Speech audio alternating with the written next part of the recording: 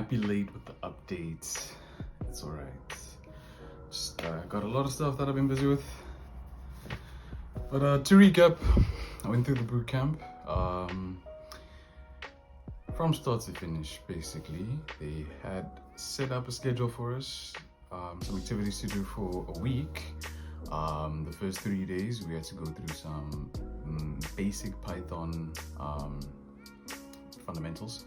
So just learning your strings, your data structures basically, and then learning functions, and then learning how to input output, learning how to what else was it, map, and what was the other one, lambda functions, yeah, anonymous functions, there we go, and just stuff like that.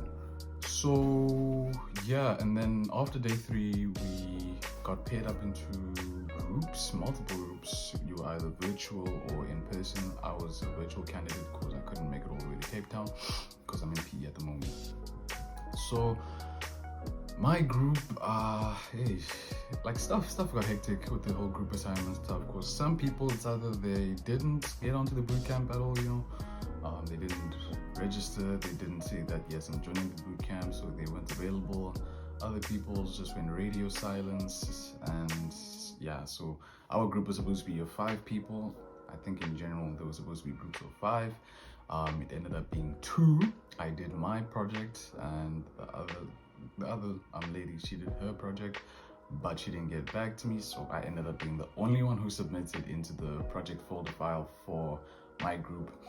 I don't know if that was the basis for not having a reply at all, because I remember hearing people saying that we should just wait, we're gonna get a response, yada yada yada. But how long has it been now? It's been more than a month. I did this thing back in August, August, September. It's been more than a month. I still haven't heard anything from them, and I'm pretty sure the cohorts started already. So I'm not sure about that front. Maybe if you don't get a reply, you don't get a response, you weren't successful. So I'm just gonna take that as, yeah, I just wasn't successful. So I'm just gonna go back to what I was doing. In the meantime, I am doing some self-study work, going self-taught routes, software development, using free Bootcamp, the Odin project, as well as multiple YouTube tutorials. So far I've done HTML, I can do some basic HTML syntax, I can do some CSS, I have to airplane.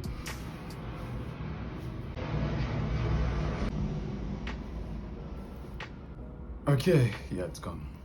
So I can do some basic CSS, I still have to practice that some more, but as of right now, I'm currently doing JavaScript.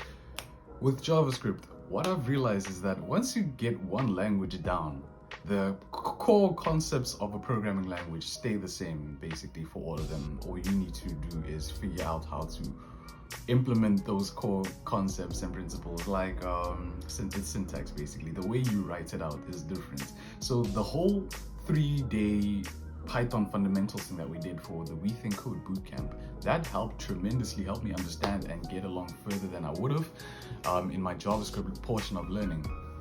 So now I've got basic JavaScript down, what's it called, vanilla JavaScript.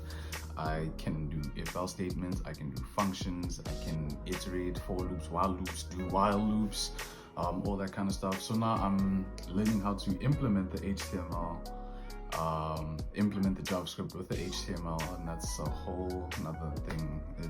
It's got its own word, right? It's called DOM, the document object model. It's basically having your JavaScript interact or be implemented into your website, basically, to make the whole website interactive.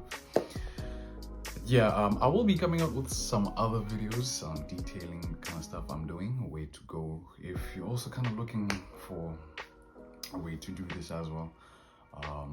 But I will say that I have gone through, or tried to go through, another kind of institution type thing, Mate Academy. They do offer a whole course thing, and then at the end of the course, you don't pay, by the way. You don't pay for the course, but you do have to sign a ISA. It's an income share agreement contract with them. So you pay a portion of your salary for how many years they determine, which is stated in your contract. Just to round everything up, I probably will go into detail in some other videos. but I couldn't do that because apparently South Africa, it's, how do I say it? Demand heavy. They told me that it's really hard to find employment for South African candidates because they've had students from South Africa before, right? And then they've had challenges trying to place them in jobs. So it looks like the people who are like hiring software developers aren't really looking at the junior side, you know, like people who are just entry level, who just got started, who just like learned everything they need to learn and need to get hired to progress the experience basically. So Mate Academy didn't work out. I also know there's Hyperion Dev, I think at UNISA, but that one I'm still gonna have to look into. But for the time being, I am going self-taught. Yeah, interesting stuff, I'm not gonna lie. Things just twist and turn and tumble around, go upside down. You plan something, like you write it down and be like, this is the way I'm gonna go.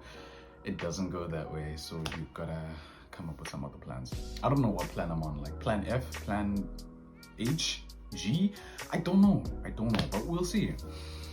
We'll see how far we go for the time being. Yeah. Otherwise, that's it.